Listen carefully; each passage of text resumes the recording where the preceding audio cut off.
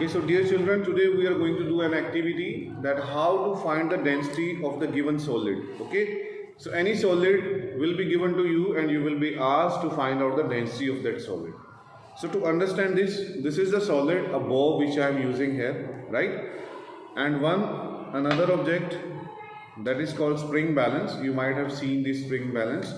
In this spring balance we are having two readings. One is N mentioned, one is G mentioned, right? N for Newton. That means this side, if you will see, this will give you the reading of weight, as N is the unit of weight, and this is the gram, that will give you the reading of mass. Okay, so whenever you are using any apparatus, so you have to check the two things. One is the zero error and another is the least count. Zero error means you have to check that whether it's giving any value without hanging anything from it, right? It's neutral. Okay, so what is the meaning of zero error? Suppose you have to measure the length of anything and you are given a scale which is broken and 1 centimeter part is broken of that scale, right? And you take the reading from that scale, it comes 15 centimeter. So what is the actual reading? 14, right? Why? Because 1 centimeter already it was broken. This is the meaning of zero error. So here is no zero error because it's not giving any value, it's on 0, right? Then comes least count. How we calculate the least count for any scale? You will check the first two reading. One is 0, another is 100, and between 0 to 100 there are 5 divisions, right? So 5 division is equal to 100 gram, 1 division is equal to 20 gram. So that means least count means the reading given by the 1 division of that instrument, of that apparatus, whatever we are using. Is that clear? Okay. Secondly, we are having the measuring cylinder. So in this measuring cylinder, you will add some water. Okay. Now note down the value of the level of the water till you are filling in this measuring cylinder. Suppose you are filling it till 100 ml. So you will note down the initial volume of the measuring cylinder, 100 ml. Then you will measure the weight of the mass. Right? When you will hang this bow from here, then you can note down the mass.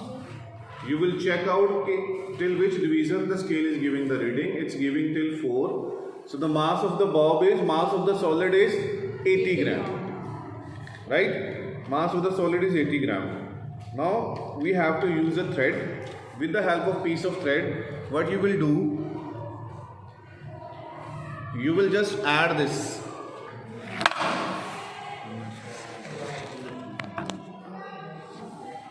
So you will hang the bob like this with the help of a thread. What you will do, if it's giving 100 ml, if you have 100 ml of water, whatever, right, then you will immerse this solid in this measuring cylinder. So when you will immerse this solid in this cylinder, what will happen? The level of the water will rise, right? Suppose earlier initial was its 100 ml, now it's showing 120 ml, right? So what is the volume of this solid? 20, because 100 it was earlier when I immersed this. So same volume it will occupy inside the water. So that's why it will rise.